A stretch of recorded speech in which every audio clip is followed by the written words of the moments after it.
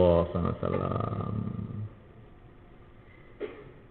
Maka Bani Israel itu semulaikan Allah Ta'ala, Allah telah mengutus Nabi Musa kepada Bani Israel. Kemudian Nabi Musa itu mengajak Bani Israel untuk hijrah ke Palestina. Yang asalnya mereka di Mesir, diajak hijrah ke Palestina. Nah, oleh karena Allah Ta'ala, tapi Bani Israel itu enggak mau semuanya. Mereka mengatakan inna fiha qauman jabbarin wa inna lan nadkhulaha abada ma damu fiha. Di Palestina itu ada orang yang galak-galak. Kami tidak berani masuk ke sana. Tetapi kalau orang yang galak-galak di Palestina itu sudah enggak ada, ya insya Allah siap kita. Ini wataknya Bani Israel. Pokoknya siap taat, asalkan tidak ada risiko. Tapi kalau ada risiko, nanti dulu. Ini sifatnya Bani Israel.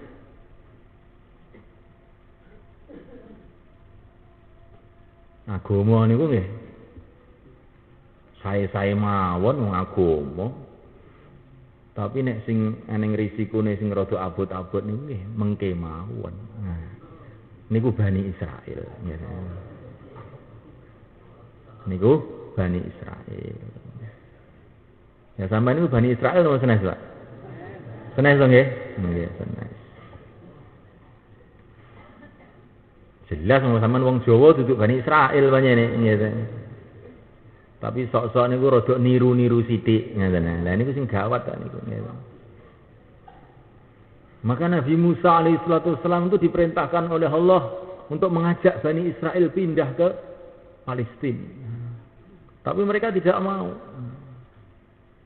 Ditarghib sama Bani Israel yang imannya masih kuat, ditarghib.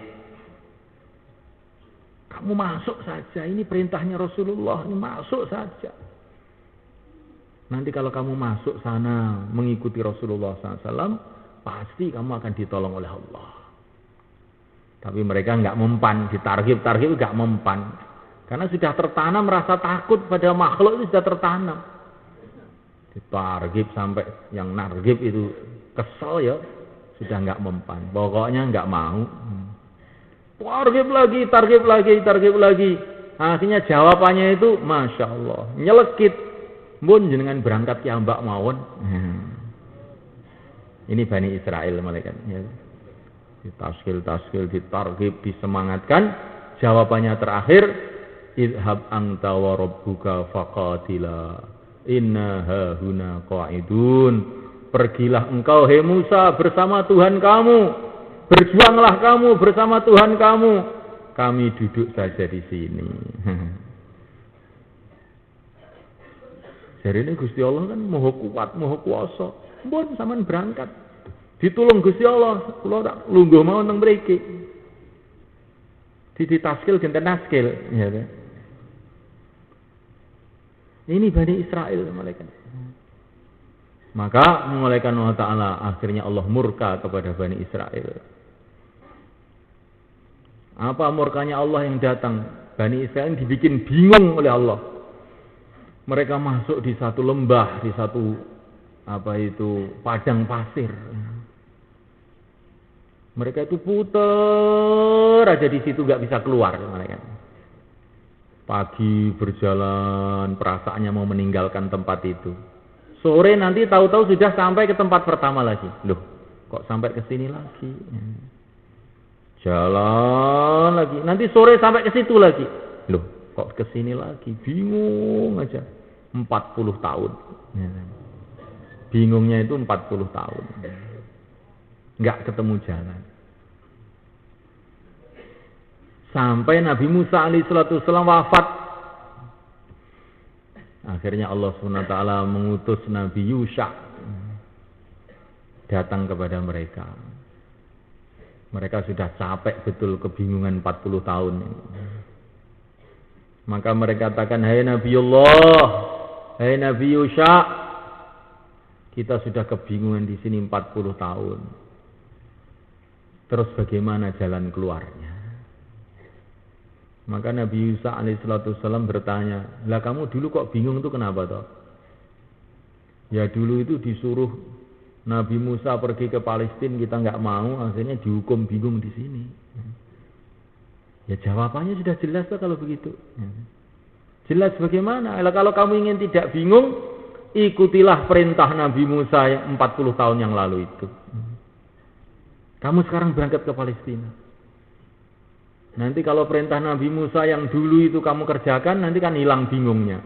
Wong kamu itu bingung itu sebab menentang Nabi Musa. Oh begitu, iya. Bismillah pokoknya ikut Nabi Musa lagi. Berangkat ke Palestina. Baru niat saja sudah belak. Oh ini toh jalannya. Belas langsung sampai ke Palestina. Dalam 1 hari saja orang-orang galak di Palestina itu sudah lari semua. Sehingga Palestina dikuasai sama Bani Israel. Nah nasib umat Islam sekarang itu begitu itu semuanya. Ini ahli politik, ahli ini, ahli pendidikan, ahli semua bikin rancangan. Ya, menurut saya supaya umat Islam itu maju harus begini, harus begini, harus begini. Orang politik juga begitu, supaya umat Islam ini maju bersatu harus begini, begini. Pokoknya setiap orang-orang ahli itu ngomong masing-masing. Tapi ternyata setelah banyak orang ngomong, tambah banyak orang bingung juga. Nyatanya umat Islam tambah hari tambah loyo di mana-mana, tambah porak-poranda di mana-mana. Bukan penyelesaian masalah. Sebetulnya kebingungan umat Islam saat ini, kelemahan umat Islam saat ini, kocar-kacirnya umat Islam saat ini, karena telah meninggalkan sunnah-sunnah nabinya. Cuman itu aja. Bukan karena hal yang lain. Di Uhud dimulaikan Allah SWT, itu umat Islam itu hanya meninggalkan 1 sunnah Nabi saja. Langsung datang musibah-musibah di Uhud. Nah sekarang ini umat Islam kok 1 sunnah. Berapa ribu sunnah ditinggalkan? Berapa ribu sunnah ditinggalkan? Umat Islam hari ini sudah nggak ngerti itu sunnah Nabi, itu sudah nggak ngerti. Kebanyakannya itu. Pokoknya yang penting hidup, jalan ya sudah, gitu aja. Maka musibah-musibah bertubi-tubi dari segala arah. Maka jalan keluarnya bagaimana? Kembali lagi kepada sunnah Nabi yang dulu. Maka ini ada sahabat-sahabat datang ke Mesir, mulai kan datang ke Mesir. Maka dijamu oleh Raja Mesir, Mekaukis. Rajanya masih Nasrani waktu itu. Digelar permadani yang bagus, makanan-makanan yang bagus. Ya. Maka dimulaikan Allah Ta'ala, ada ketika makan itu ada makanan yang tercecer. Maka sunnah Nabi kalau ada makanan tercecer itu diambil, dibersihkan, terus dimakan. Maka sahabat tadi juga sudah, memang sunnah Nabi begitu kok. Ada makanan tercecer diambil, dibersihkan, dimakan. Maka sebagian orang Mesir yang baru masuk Islam itu lirik, ya. Ngalu dong. Ya. Masa di istana raja makanan jatuh diambilin, dibersihin. Wah ini menghinakan umat Islam nih. Maka sahabat tadi ganti melotot sama orang Mesir yang mu'alaf tadi itu sama kan. Atruku sunnata habibi li ajli haula'il hamqa, katanya dia bilang. Apakah aku akan meninggalkan sunnah kekasihku baginda Muhammad sallallahu alaihi wasallam gara-gara orang-orang goblok-goblok ini semua, ya kan? Masa gara-gara orang goblok-goblok ini saya tinggalkan sunnah nabiku? Masya Allah, ini sahabat tuh kayak begitu sebenarnya kan. Ini sekarang umat Islam, orang-orang makan berdiri, ikut berdiri. Ya. Nanti makan sambil jalan, ikut berjalan, makan jalan. Ada istilahnya sekarang makan jalan. Ada makan berdiri. Ya. Makan apa lagi nanti? Ada makan jungkir juga ikut jungkir nanti orang Islam. Ya.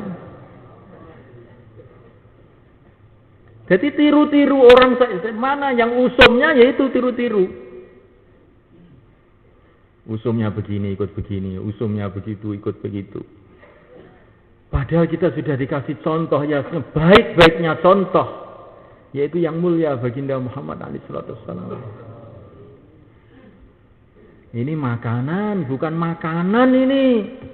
Ini rizki dari Allah, pemberian Allah. Kalau ada yang berteteran saya tidak ambil, ini berarti tidak tawadhu kepada Allah, tidak mengagungkan nikmat Allah. Saya ini hamba Allah. Bagi orang yang merasa sebagai hamba Allah, umat Rasulullah SAW, duduk makan di bawah, pakai sunnah Nabi, pakai doa, masya Allah, nikmat ya kan. Sehingga setelah makan dosa-dosanya diampuni oleh Allah. Kalau kita makan cara sunnah, habis makan doa-doa diampuni, dosa-dosa diampuni oleh Allah. Ini bukan sekedar makan, ini ibadah jadinya. Jadi senamulaikan Allah Subhanahu Wa Taala, hidupkan sunnah Nabi dalam seluruh kehidupan kita. Dimulai dari makan secara sunnah, minum secara sunnah, tidur secara sunnah. Karena sunnah-sunnah ini kalau dikerjakan maka mendatangkan kecintaan Allah kepada kita dan ampunan Allah kepada kita.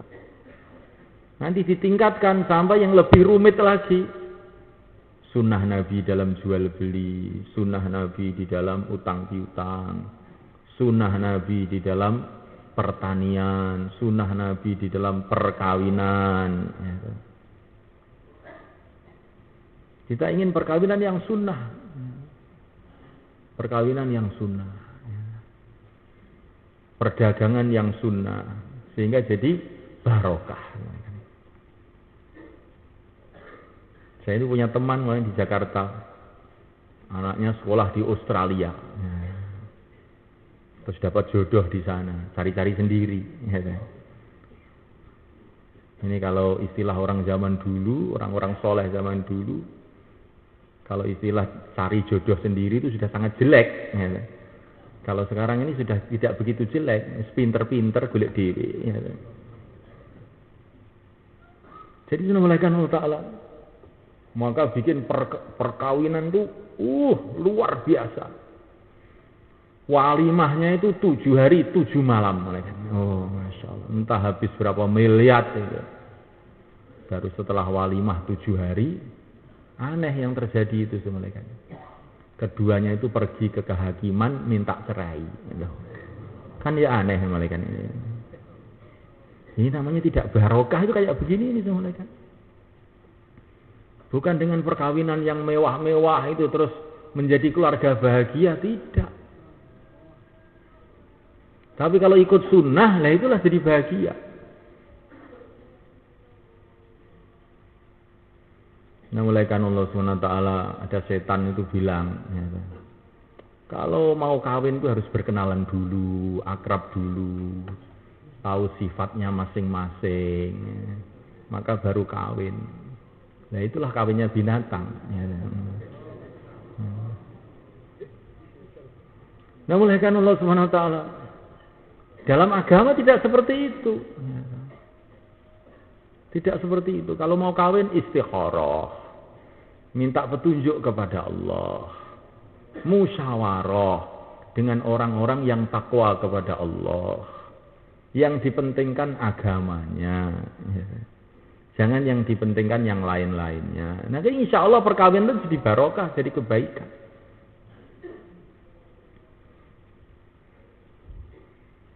Berkenalan boleh, tapi sekali saja. ketika khitbah, ya, ketika lamaran, ya. Dan itu tidak boleh sendirian. Kalau sendirian itu nggak boleh, ya. Maka ada walinya, ada mahramnya. Ya. Nah, mulaikan Allah Subhanahu wa taala. Maka ada orang laki-laki bicara dengan perempuan, padahal cuma bicara saja. Maka Abu Hurairah itu marah-marah. Kayak sudah kawin ngundang Abu Hurairah saja kamu. Ya. Kamu sudah dikawinkan sama Abu Hurairah apa bagaimana? Katanya Abu Hurairah waktu itu sebagai gubernur di Madinah. Ya. Kalau Abu Hurairah hidup zaman sekarang bagaimana semuanya kan marah terus tiap hari nantinya.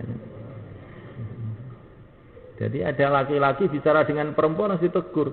Kamu sudah dikawinkan sama Abu Hurairah, katanya Abu Hurairah.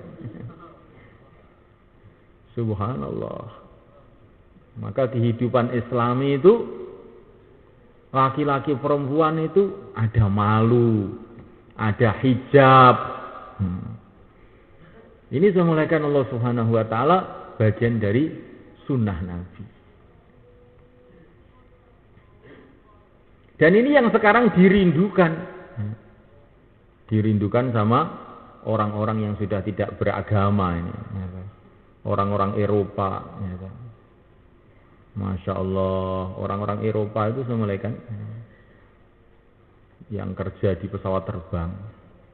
Itu ketemu jamaah masturat. Maka dia tanya,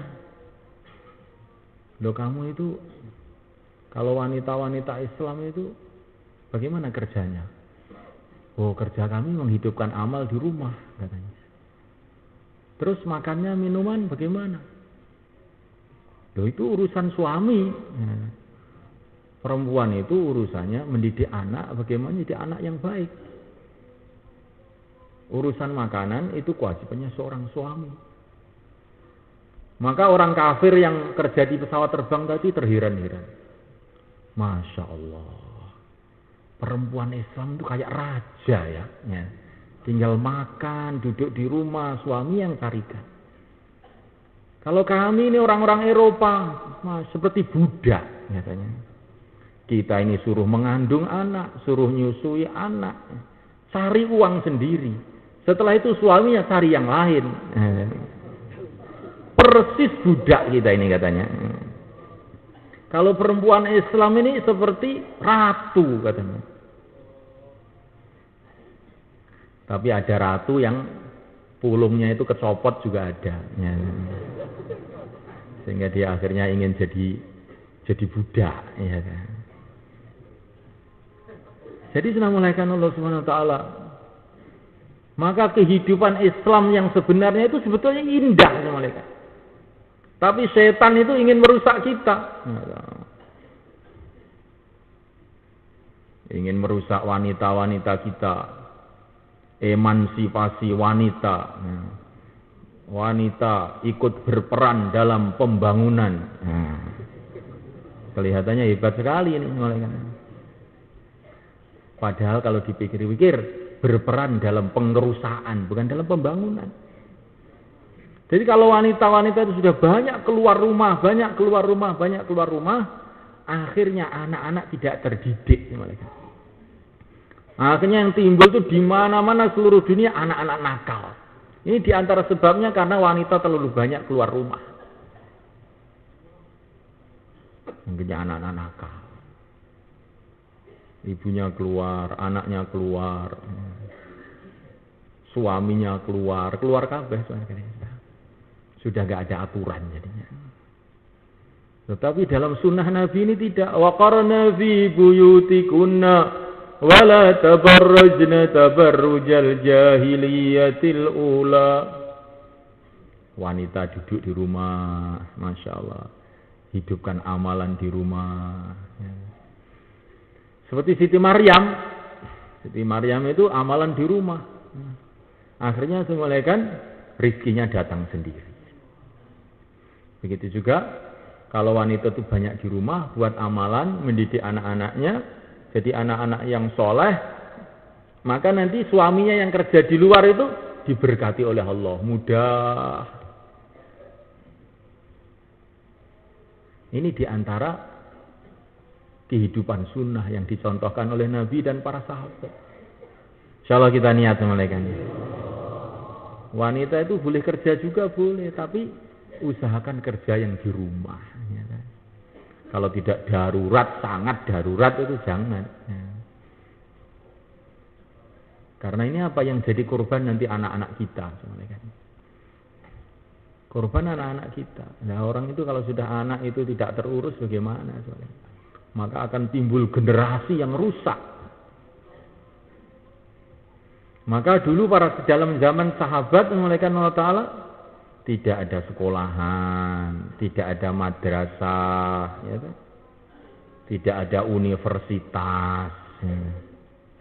Tapi yang aneh banyak ulama, ya. Banyak orang soleh. Ya. Kenapa mengenaikan Allah Ta'ala suami-suaminya belajar di masjid-masjid dengan Rasulullah SAW dan para sahabat-sahabat yang tua-tua?